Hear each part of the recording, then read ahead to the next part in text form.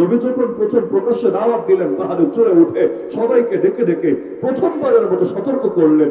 সর্বপ্রথম যে বেয়াদবি করলো সে আবু লাহাব আঙ্গুল উঁচিয়ে উঁচিয়ে বলল, তাব্বান লাকা ইয়া মুহাম্মদ আলিহাযা জামাতানা, হে মুহাম্মদ ধিক্কার জানাই তোমাকে, তুমি কি এজন্য জমা করেছো আমাদেরকে? তোমার খেয়ে দিয়ে কাজ নাই যে আমাদেরকে ফালতু কথা শোনানোর জন্য একত্র করেছো?